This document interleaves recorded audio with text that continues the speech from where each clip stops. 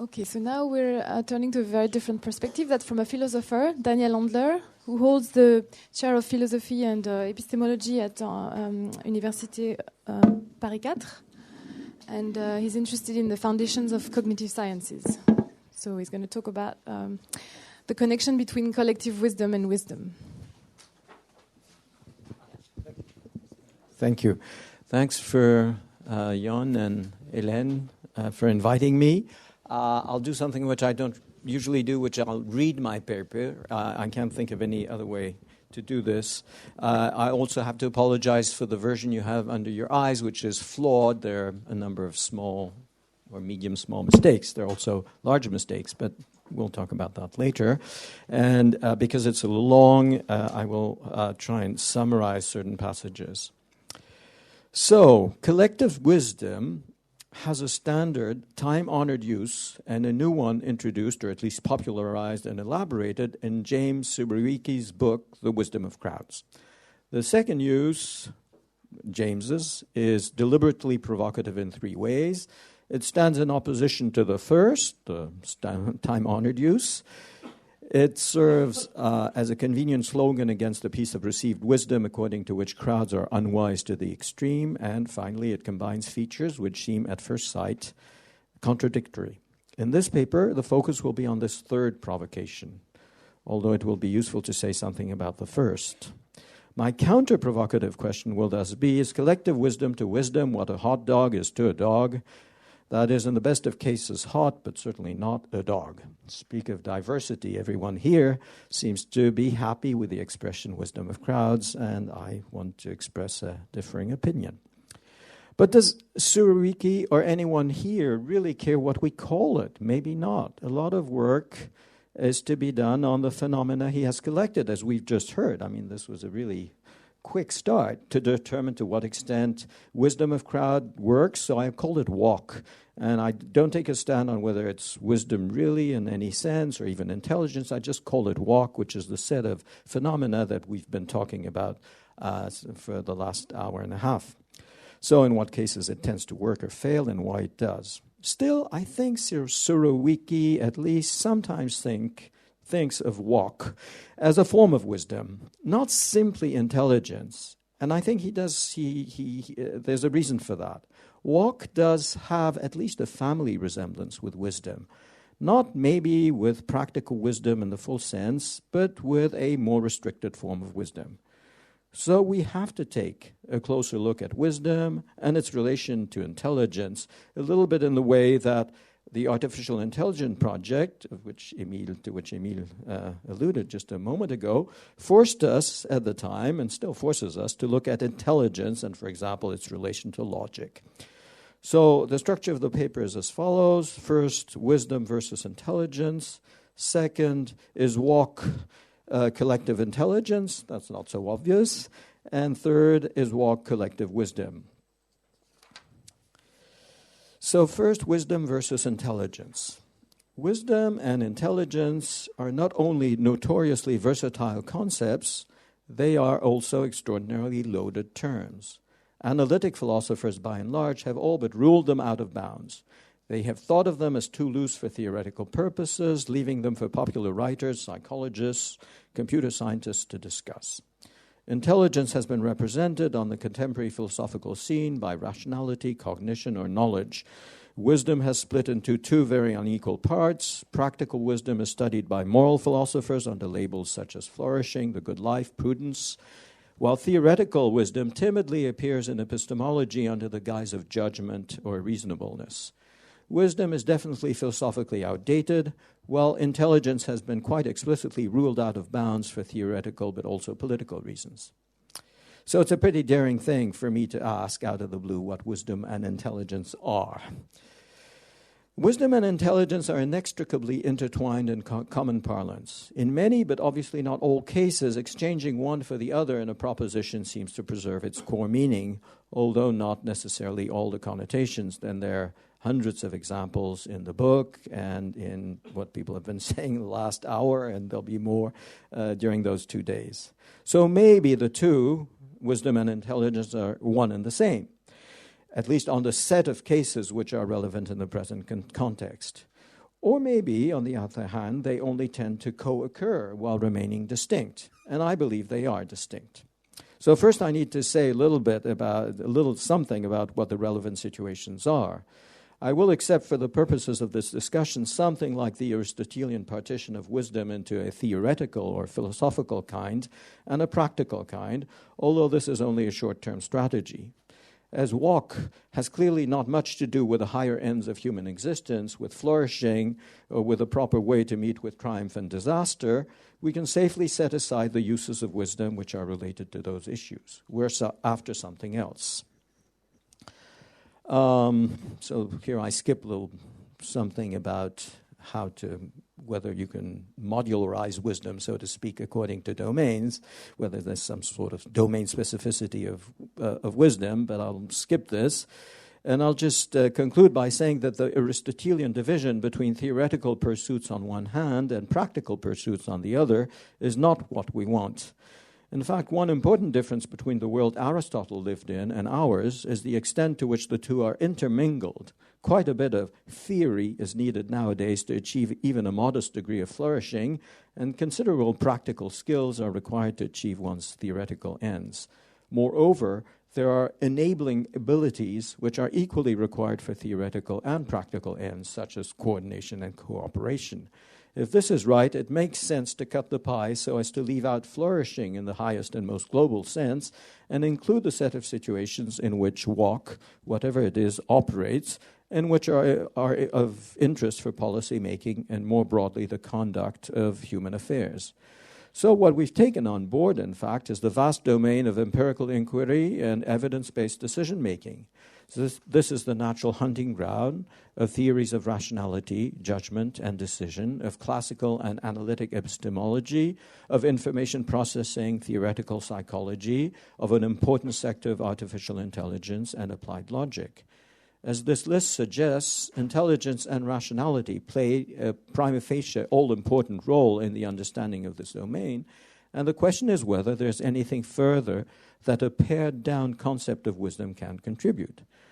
So my strategy will be to start from a rough and ready definition of intelligence and then attempt to draw a separating line between intelligence and wisdom by gradually teasing out, so to speak, the latter from the former. Intelligence I will take to largely intersect with rational or discursive thought, leaving open the possibility that it is not reduced to it. Intelligence may not always proceed stepwise with reasons provided for every step, but typically intelligence yields trajectories which can be reconstructed as a series of reasoned steps.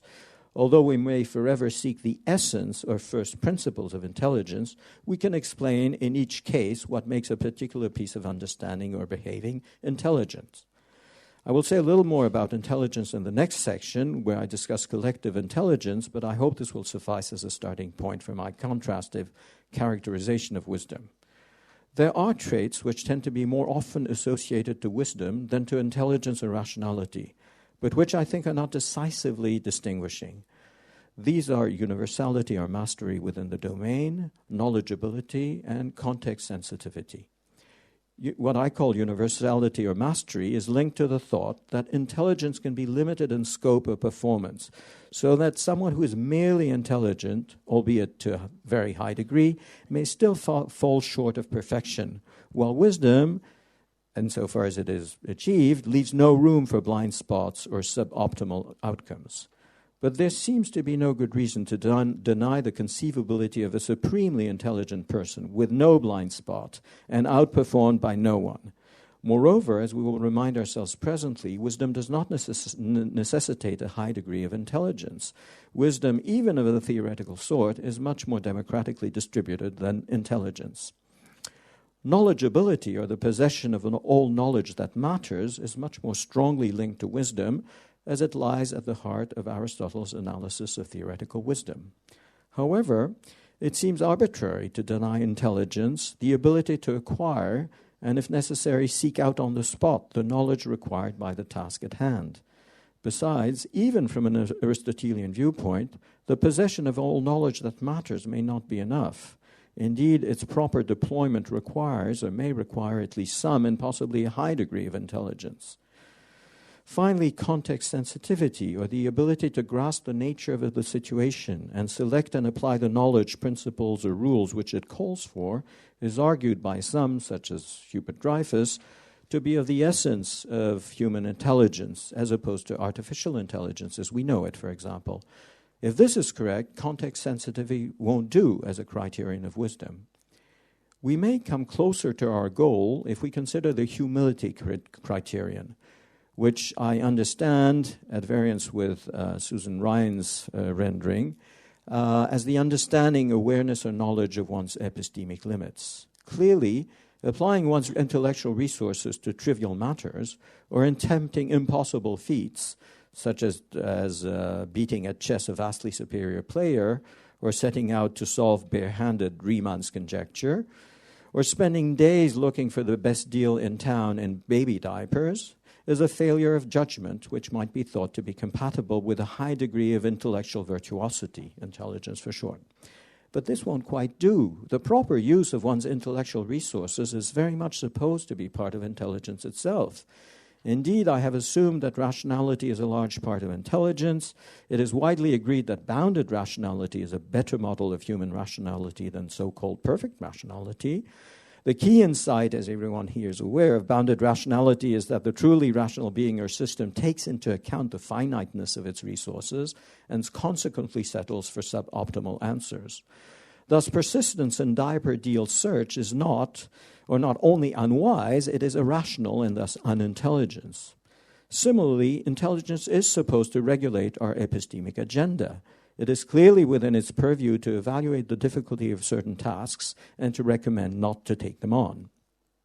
However, the various situations just considered, there's a set of examples which I skipped, have one thing in common.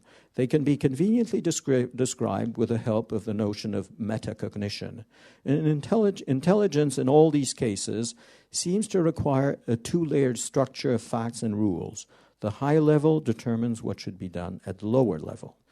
But two layers won't do. There are cases where we should attempt the impossible. Cases where spending precious hours on trivial pursuits makes good sense. Cases where the usual meta-rules and heuristics should be suspended.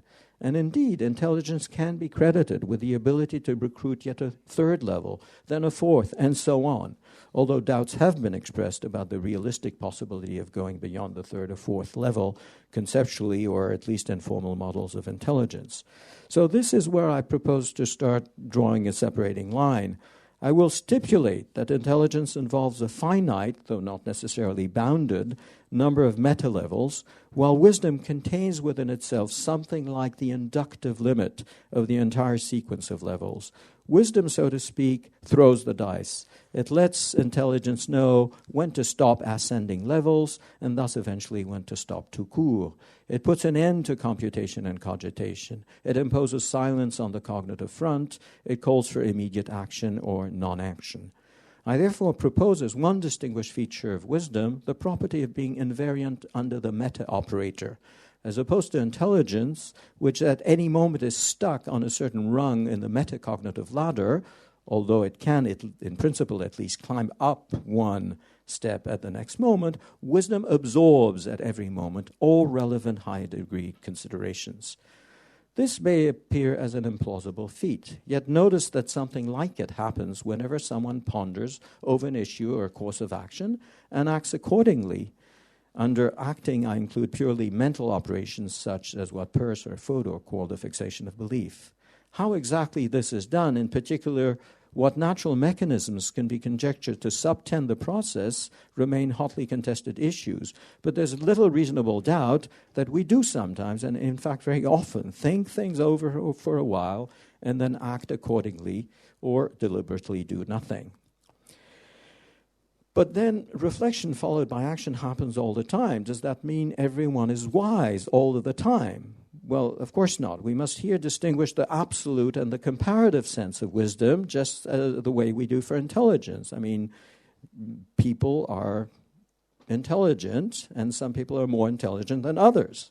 So this leads me to a second feature of wisdom, construed in the comparative sense.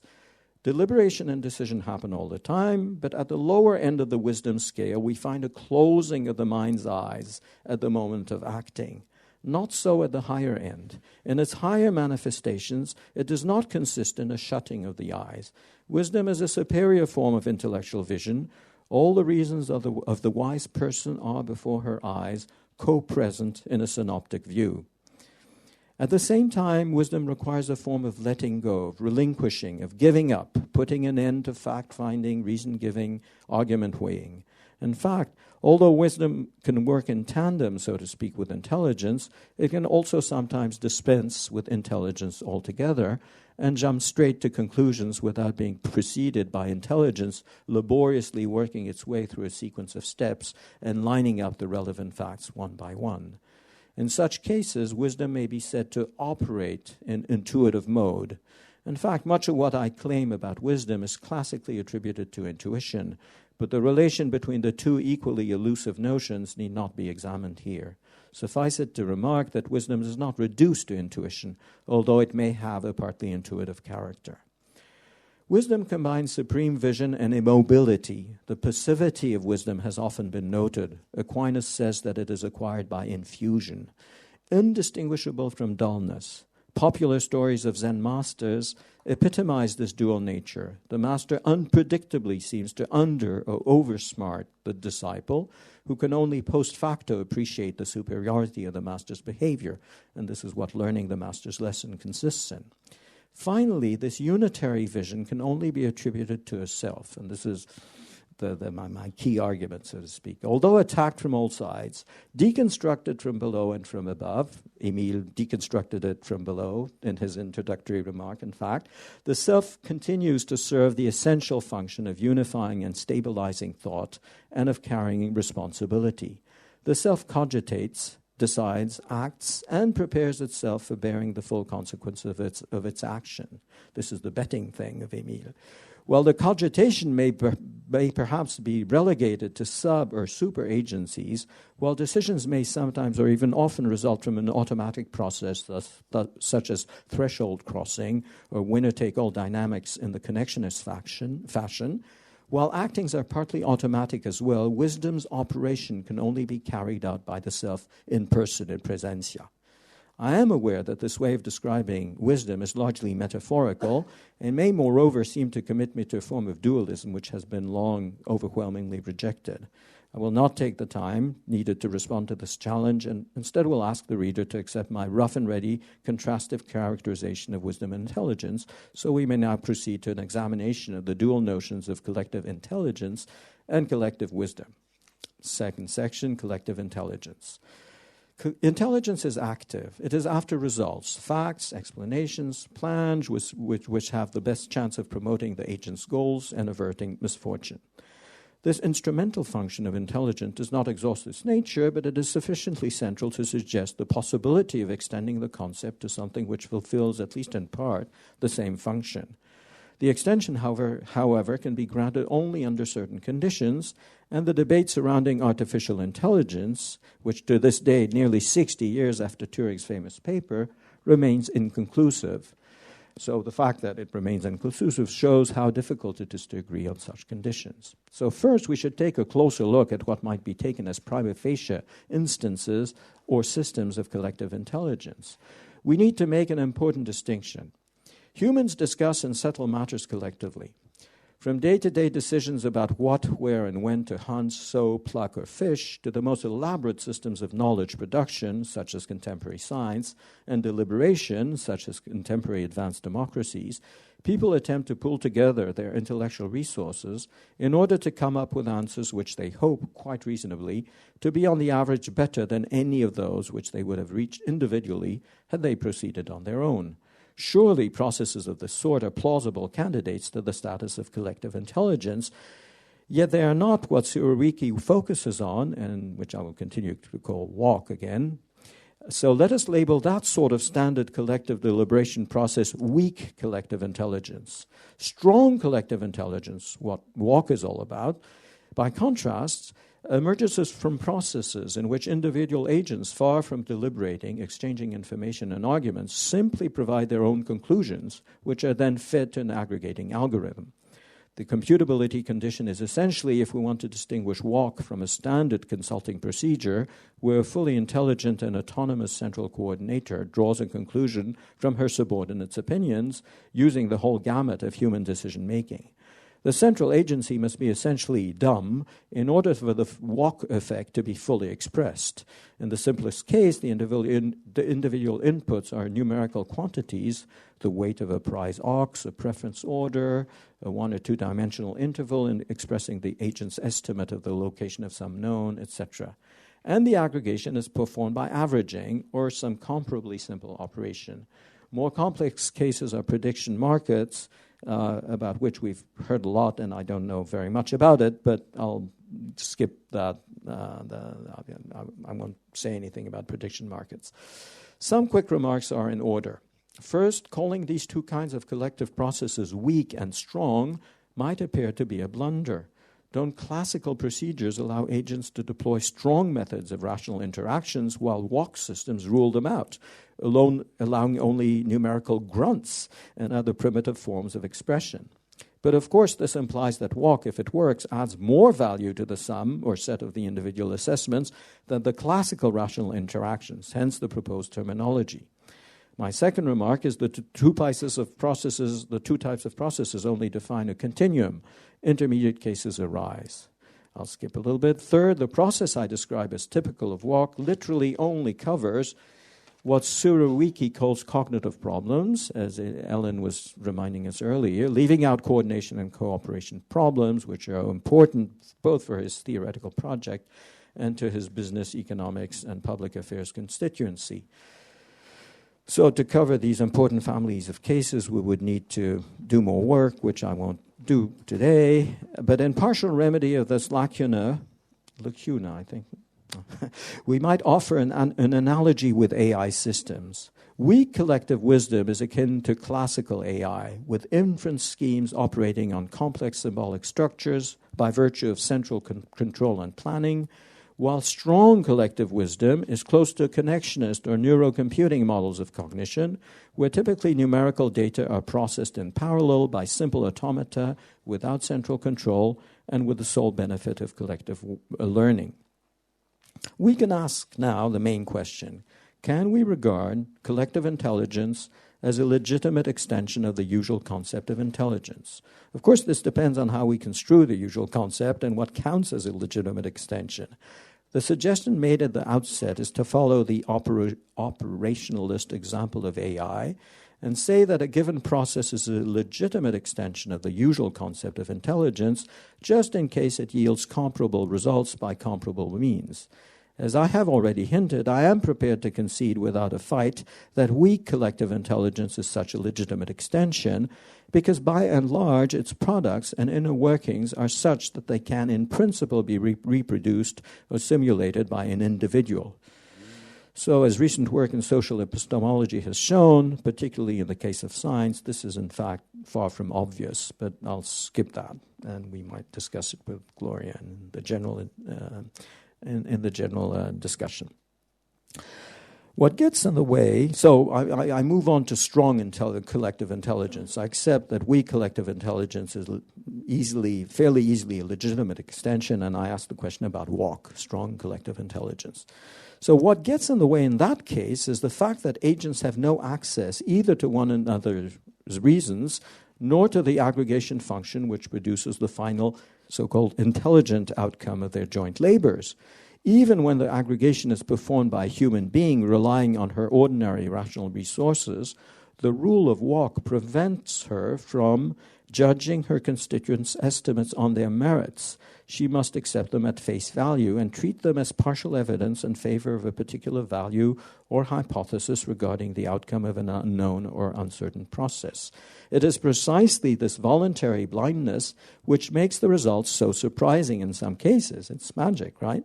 Not only are the participants not in a position to ascertain the evidence available to the others in the group or the validity of the aggregating function, they may not even know that they are participating in an episode of collective intelligence, let alone that they are successful.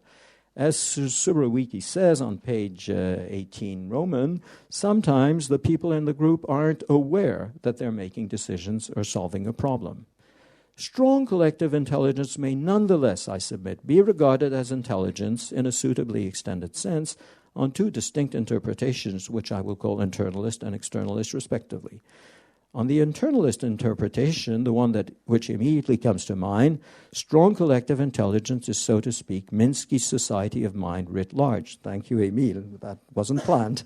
Just as Minsky and cognitive science more generally attempt to show how intelligence emerges from an assemblage of non-intelligent components, each one in charge of a narrowly defined task, strong collective intelligence produces intelligent behavior or intelligent effects by interconnecting in specific ways agents which are deliberately used as mere sensors of a certain narrow segment of the world. Contrary to weak and collective intelligence, there is no intelligence in the system, but intelligence of the system. This isn't quite right, however. The components are not assumed to be entirely devoid of intelligence. The sensing they accomplish can be complex and involve inner workings, which are those of a fully intelligent creature. So there is, after all, some intelligence in the system, plus a specific intelligence of the system. Thus, strong collective intelligence is more akin to the hybrid models favored in AI today, which are networks of complex rather than simple components, and sometimes the other way around as well. But while this intriguing architecture raises novel questions, it really is different from both individual and weak collective intelligence. There seems to be no reason to deny the capacity of bearing a form of intelligence. On the externalist interpretation, strong collective intelligence is viewed like a sophisticated tool in the hands of a discerning agent or agency. Somewhat like the advanced software used in design, investment, forecasting, etc., a WOC-type setup is recruited by someone in order to achieve an intellectual performance which is presumably better than what he would have obtained without it. The intelligence here consists in setting up and making good use of a complex tool. A fine example is provided, according to Surowiecki's account, by John Craven's search for the lost submarine Scorpion. The two interpretations are not mutually exclusive. In fact, the externalist one depends on the internalist one, as it would not be an intelligent strategy to set up and use a complex, expensive tool if it didn't deliver, in the case at hand, an intelligent assistance. The reverse is not true. A strong collective intelligence may conceivably operate without some exterior operator harnessing it for his own purpose. In fact, this is the situation of the invisible hand of free market economy and more generally of self-organized social systems. It might be doubted that such a system is self-aware as an individual intelligence appears to be. But what we mean by self-awareness and what might correspond to it from a scientific standpoint are far from clear. Besides, there's no reason to demand that collective intelligence resemble ordinary intelligence in every way. So Surowiecki raises a related question at the end of his book. Does it take an operator to institute, as I put it, strong collective intelligence where there's none, or rather when there's a traditional system of weak collective intelligence? So I'll skip what I have to say on this issue, which is not central, but I do want to raise another question. Not is the scenario of gradual substitution of weak collective intelligence for strong collective intelligence inevitable. Is it desirable? The unexamined assumption, except that it's already been examined in the previous discussion, here is that strong collective intelligence, in fact, delivers the goods. We can regard, as I have proposed, the idea of strong collective intelligence as conceptually coherent without thereby assuming that it is empirically sound. Compare, Turing convinced many that we could eventually accept the idea that machines might be able to think or that they might be considered intelligence. But this did not settle the question of the actual intelligence of the real machines which we can build. Many agree that as far as our present machines are concerned, that intelligence is close to non-existent. And the new wave of general artificial intelligence is an attempt to remedy this. Regarding collective intelligence, I don't mean to imply that I have grounds for pessimism, but we cannot avoid asking whether it is or could become truly intelligent under sufficiently broad conditions, and in particular to the point where it could wean itself of classical intelligence. So I'm sorry I'm a little bit behind, but I don't think too much. If I'll be allowed to pursue for 5 minutes or so, I'll do my third part, which is collective wisdom. As I remarked at the beginning, collective wisdom is a well-established phrase whose meaning is vague, but which Surowiecki and others deliberately hijack to refer to something at least partly different. It is worth noting, by the way, that intelligence gives rise to nothing of the sort. I mean, collective intelligence remains essentially a technical term. And indeed, it is a natural step from individual to collective wisdom in the ordinary sense. Just as the wise person has drawn the lessons of prolonged experience, weeded out false beliefs, destructive desires, utopian plans, the wisdom of a community comprises a shared set of maxims and skills which shield it from disastrous enterprises and keep its members from coming to grief. Just as her wisdom allows a person to go straight to the true or the probable and forego the slow and laborious process of examining and eventually rejecting a whole series of inferior hypotheses or plans, collective wisdom contains thoughts, principles, and heuristics which allow its members to proceed directly to the heart of the problem at hand, to zero in on what really matters, and to identify plausible candidate solutions.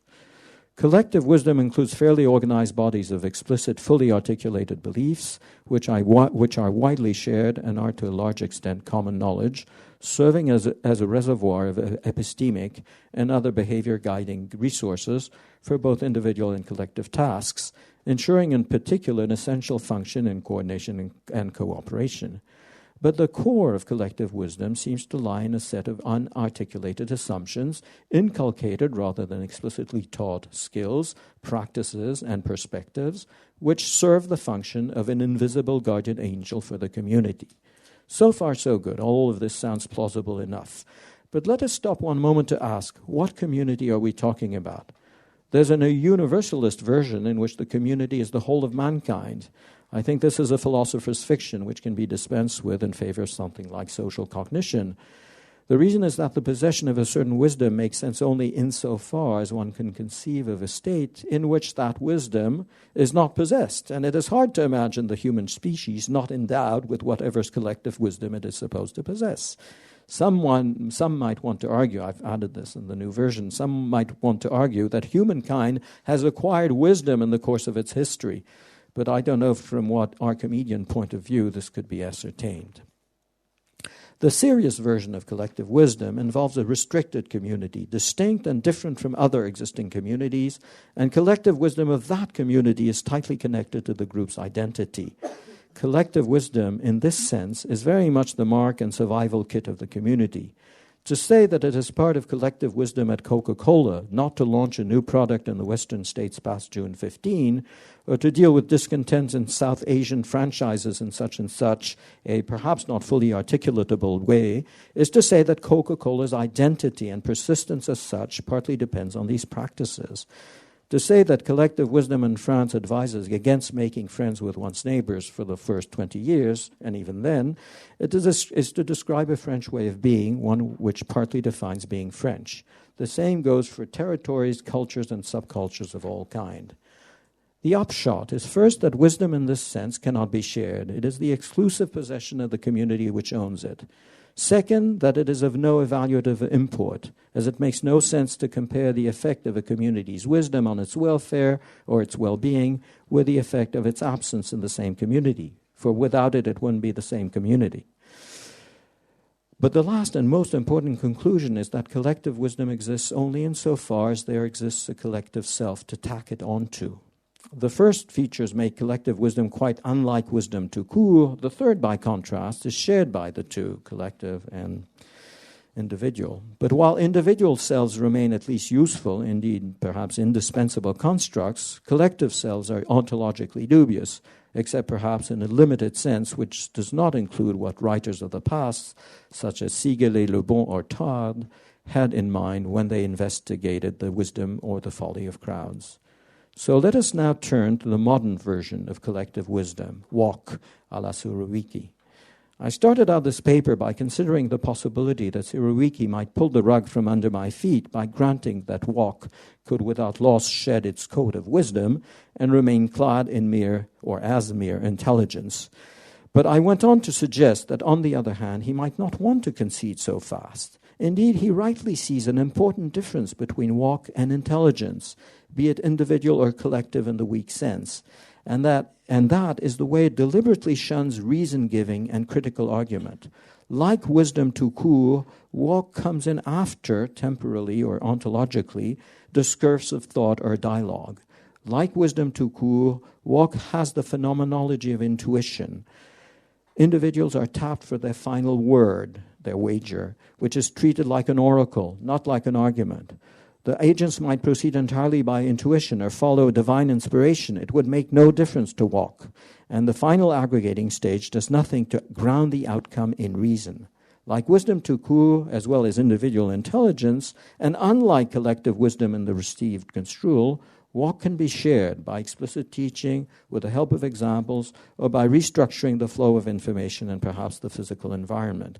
Like wisdom and intelligence, walk is evaluative. It makes sense to want it. Having it makes things better for one overall, at least so would contend.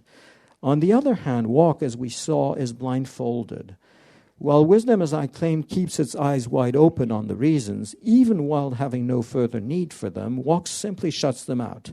Having no access to reasons, it is inflexible and stuck forever on a rung of the metacognitive ladder. Although it might be engineered so as to take some metadata into account and shift lower-level strategies accordingly, although I admit to not seeing quite how that would be done, it cannot countenance the entire depth of metacognition at the collective or aggregate level. Although relying as it does on intelligent agents as nodes of the network, it can count on their individual wisdoms, but those don't add up to collective wisdom. If walk were a sensible extension of wisdom, a failure of walk would presumably resemble a failure of wisdom. So let us take a glance at the most blatant case of walk breakdown, according to Sirowiecki, groupthink. It occurs when agents are insufficiently independent from one another and prevent one another from thinking differently. This is closely analogous to a typical failure of intelligence in the individual case, neglecting dissenting views, ignoring disconfirmatory evidence, failing to seriously look for alternative explanations or scenarios, etc. Asking in what way it might be regarded as foolish, as unwise on the part of the collective involved, draws a blank. Everyone was doing their best, and the group was functioning smoothly. Look at Bay of the Pigs, right? Only by changing the question into whether it was wise or not to rely on a faulty walk setup in which groupthink would be possible can one hope to provide an answer. And this brings us to the key requirement of wisdom attribution, according to me, which is responsibility. It was or may have been unwise of someone, or perhaps of a collection of people reaching a collective decision in the traditional way, to set things up in a certain way. My conclusion is that what walk lacks is a self, or some suitable functional equivalent. It would seem that this would require a tightly knit community, something like a rowing team, a drama company, or an orchestra performing, an army brigade in action, constantly coordinated and recalibrating their mutual expectations, blending it to a we capable of we thoughts, we intentions, we actions. But such a collective would be maximally distant from the sort of group which can support walk, because it would lack precisely the diversity and independence it requires. We're then left with a slightly less elevated, yet highly interesting form of social epistemic problem, the clever, far-sighted engineering of a system for pooling partial knowledge of many people. A similar conclusion applies to the coordination and cooperation situations, which I've had to leave to the side. Self-organization may be a clever way of achieving the best, most efficient and productive forms of coordination or cooperation. It still needs to be thought out by political and social engineers who have to go through the usual process of intelligent inquiry and experimentation in order to find the right setup and determine the conditions under which it will work and those in which it won't. Beyond this, can we imagine conditions under which a closer approximation to genuine collective wisdom would be thinkable? I will end with a wild guess. Selves are, according to many speculations in cognitive science and philosophy of mind, fictions at best indispensable for our present self-conception. Perhaps we will reach a higher understanding of the phenomenon and see that each of us is at once responsible and connected to the other selves, not in the usual so-called personal level mode, but in a subpersonal mode. This would allow us to develop a dual personality as individual agents with their freedom of thought and as part of an extended self. Then perhaps we could collectively achieve wisdom at the collective level, located in our shared self, without falling into the trap of groupthink. This would reflect at a high level of organization what is perhaps according to a wise human being as we understand her today, seeing all aspects, taking in all arguments, recalling all the cases, accepting the limitations of her knowledge and understanding, and finally letting a synthesis take hold of her mind. If this sounds crazy, then it might be wise to settle for mere collective intelligence. Thank you.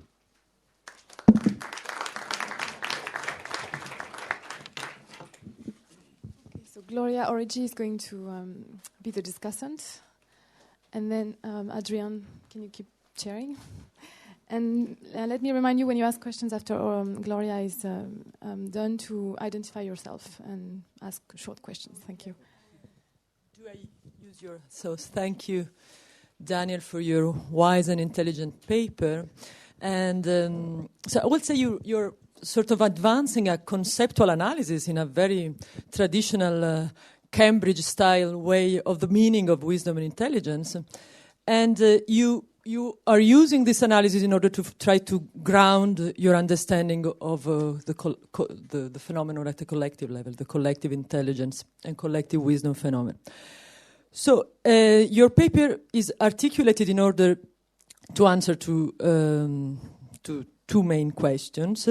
One, at the sort of individual level, how can we define intelligence and wisdom? And can these two notions be used nowadays just as synonyms, as you pointed out, for example, in the book that we all refer to, they are used just as synonyms, or they really point to two different processes or faculties. And I think that you have a propensity for the second solution. I mean, and your solution is based on the role of metacognition, the role of these two, let's say, faculties have in our metacognitive processes. So intelligence is, according to you, linked more to the numbers of level of thinking we can manage to deal with, and wisdom with a sort of prudential metacognitive attitudes that keep us to go on thinking too much or to go on to develop too many levels. So I have a sort of a precise question on this point, and then a more general methodological question on your first part on intelligence and wisdom.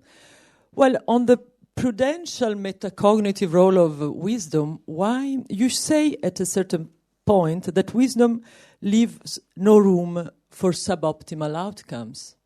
But why? I mean, you can decide just to stop thinking further and to take, for example, prudent decisions that maybe a better intelligent reflection would have ruled out, and reach a wise and suboptimal outcome. I mean, you can decide not to leave your country and your family, and I don't know, abandon, give up a job offer, a prestigious job offer, I don't know, in a prestigious American university. And this is wise. I don't know if it is intelligent, but maybe it is wise, and it's not. Maybe it's not. I don't know. How can you judge optimality on this? And this is this points to a sort of more general methodological question on your analysis of these two notions. So, as you said at the beginning, cognitive science has tried to get rid of this kind of notions, and one reason to get rid of this notion is that both are intrinsic normative concepts. I mean, an intelligent process is one that has more chances to get things right than a stupid one. And on the other, hand, a good reason to get rid of these notions is that they don't correspond to any psychological kind. So why do you think that we should still stick to this notion to start to think about collective intelligence? Now, briefly, because I was asked to be brief and I'm getting longer, so I'm being too long. So briefly on the collective part of the paper. Not collective, I mean, he wrote it on his own, but on the part on collective. So you distinguish between weak collective intelligence and strong collective intelligence. And the question you're trying to answer is how the concept of these are in this second part. I think there are two main questions. One is how the concept of intelligence and wisdom are related to those of collective intelligence and collective wisdom. And how is it possible to compare means and results in realizing intelligent or wise processes at the individual level to the collective level? So you distinguish between strong and weak.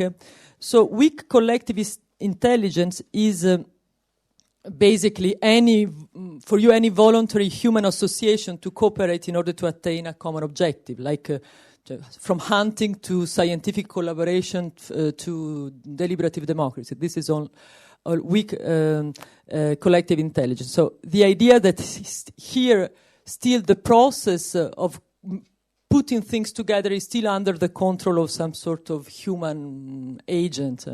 Whereas in the case of strong collective intelligence that frightens you a little bit more, you have the idea that you can, with strong collective intelligence, can link agents, but the design is not under the control of the agents in a sense. I mean, it's under the control of the machines and algorithms. And this is, I think, one of the differences you make. But on this point, I have a comment and a question. The comment is about the pure algorithmical nature of strong collective intelligence, and I will come back on in my paper on this, in my presentation on this, especially on the internet based processes of collective intelligence. So the most striking, intuitive cases of collective intelligence that we are facing now, like Google, are based on a very special division of cognitive labor between machines and human beings. This algorithm, I will show it on my presentation, really need our sort of labor, need human information in order to perform their results. I mean, we are really the data. I mean, we are not really the data. We're collaborating with the algorithms. So without the information that we provide by putting a link, for example, from a page to another, an algorithm such as PageRank could not work. So in this sense, I do not see any special threat of strong collective intelligence as a domination of machine thinking on our heads. Actually, there are cases in which machines exploit today, the real cases of not science fiction cases, in which machine exploit human labor in order to solve problems. The most, maybe you know what a CAPTCHA is? A CAPTCHA is a JPEG image of this kind. That you may find on a website. That in a website, a website may ask you to type into a field. This is a JPEG image, and you are asked to type the letters and figures. Why? This is a security procedure that many websites use, because spammers, programs are not able to read the CAPTCHA. They are not able to read it. So this is it's sure that the agent which has typed down the character is a human agent. It's not automatically resolved. This is a problem, an algorithmic problem that machines are not able to resolve. So what they do, for example, spammers programs who really need to solve this kind of computational problem, they exploit human labor in order to have a lot of results of decodification and that help to have an automatic solution to this. Why? How? For example, in many porno sites of pornographic information, your brain activation, not only brain activation, but your physical activation in general, mind-body activation is very high. So so be careful with the activation that can be not only so and so you want to see images, you want to see stuff, and you're asked, for example, if you want to go on, just please type down the character of this, and this material then is used, for example, is sent to basically to spammer programs in order to solve a CAPTCHA. This is a well-known practice that is complete. Of course, there is an human intention behind, but this is really a way of using human labor in order to solve an algorithmic problem. But in most cases in which a collective intelligent outcome is achieved, I mean the division of labor is quite balanced. And in general, I find all the metaphors coming from artificial intelligence particularly inappropriate in this context. Artificial intelligence it was basically a quite wrong research program that has insisted for 50 years on building artificial intelligence by artificially mimicking through thought processes described at a functional level. Well, artificial intelligence today has realized on completely different theoretical bases through search engines. So it would be hard to deny that searching through millions of pages, a chunk of information in few milliseconds, and providing the relevant answer to a question is not an instance of intelligence. But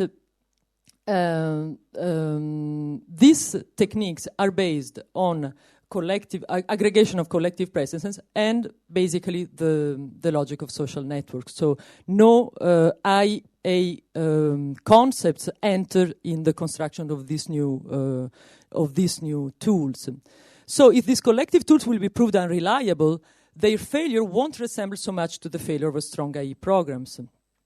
And a final question. I was very, very long.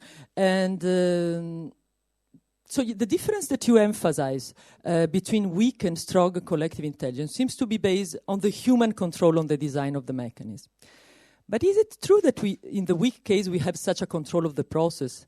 Actually, most people vote without being aware of the subtleties of the local electoral system that makes, for example, Berlusconi win very often in Italy. Neither hunter-gatherers need to know the explicit rules or norms of coordination designed for a cooperative hunt. So, and we need experts and academics to explain to us how a constitution is written.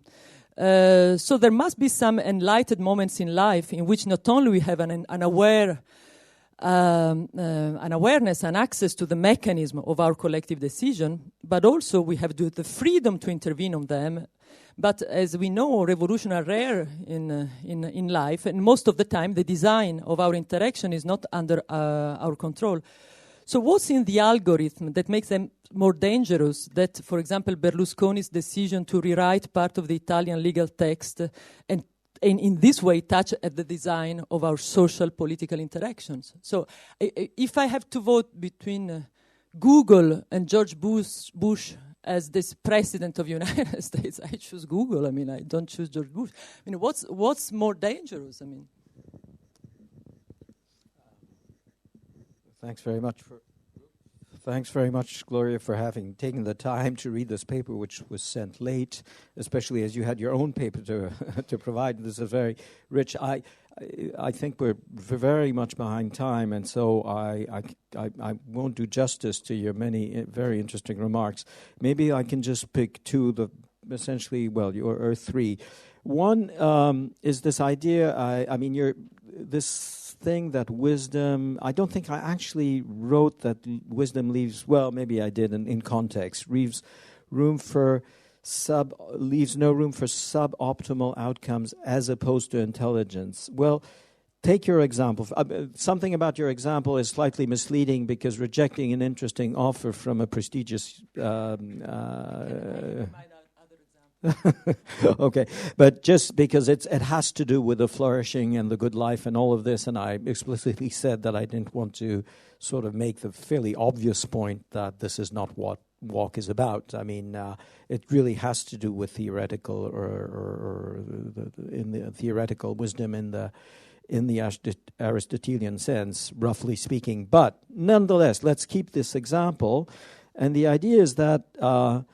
In a way, from the self standpoint, I mean, the self can say, well, I made an unintelligent guess later on, for example. I should have taken into account this or that thought. Now, if the person is, in fact, at the moment, the pay or the fact that I be further away from my kids or closer to my kids or whatnot, there was a failure of intelligence in the case where I regret, for example, my decision when I made it. But if a decision is wise in a way, it's not possible. I mean, if the decision was wise, then such a regret is not possible. The self did what it wanted to do, all things considered. And there's no going back on this. So this is the intuition I was trying to make. Everything that is really... Yeah, well, that's the point about wisdom. You see, it may not be ideally achieved, but right. Now, the second thing is weak versus strong. No, I think it's a very simple, but I think it's important analytically to really distinguish cases where people do the usual thing of exchanging arguments. And it's not so much the recapitulation or the ability of for someone in the audience in the group to recapitulate the arguments. It's just that it is arguments that are given and taken in charge by responsible selves talking to other responsible selves, and the collective making a decision. Now, of course, if you go as low as Italian voters yielding to Berlusconi's misinformation, then you're very far from the ideal of rational agents discussing things rationally. So maybe Google would be a better. Yes, yeah. No, I agree.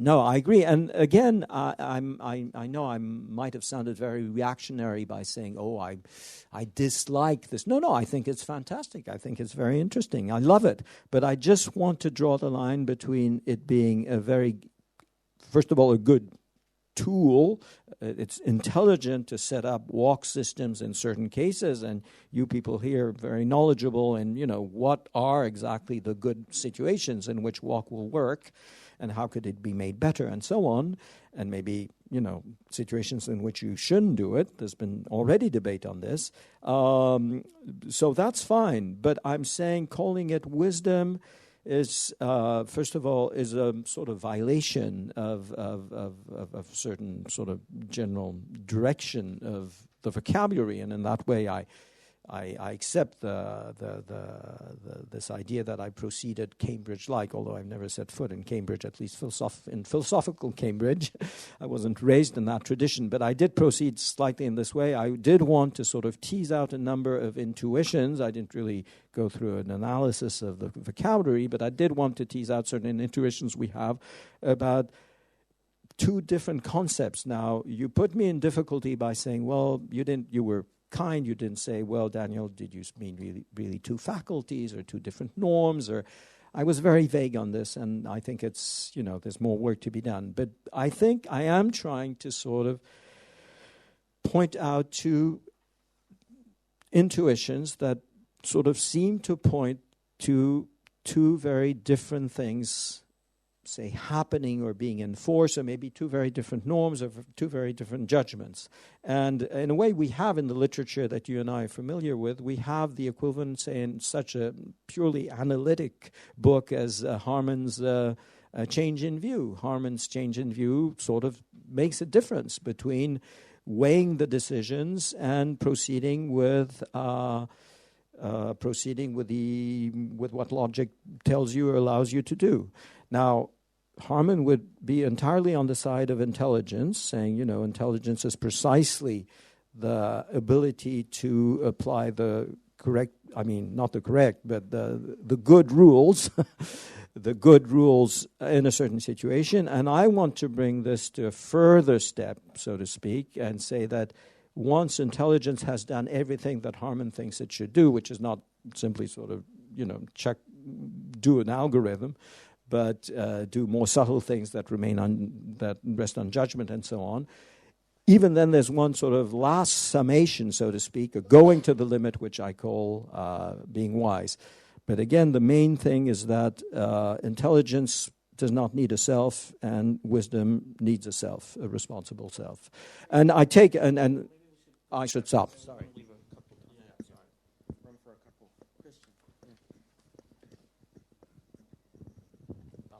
And if I may ask, where is the second microphone? I know it's somewhere. Okay, so I can. Thank you. My name is Christian List. I'd like to ask you a simple clarificatory question. If I understand you correctly, you seem to suggest that a conceptual requirement of WOC phenomena is that the aggregation mechanism be simple. And as an example of a simple aggregation mechanism, you referred to something like averaging. Now, it's not clear to me why the simplicity of the aggregation mechanism is conceptually required for WOC phenomena. As many of the papers at this conference show, the design of the aggregation mechanism can make a huge difference. So the very same inputs may support wisdom, in quotes, under one aggregation mechanism, but not under another. And for this reason, I'd like to ask you to say a bit more about what simplicity criterion you have in mind, or indeed if you think that any such simplicity criterion is needed. Thanks very much. No, I didn't. I don't put much weight on the simplicity. I was just noticing that the simpler it is, the more spectacular the results seem to be. So.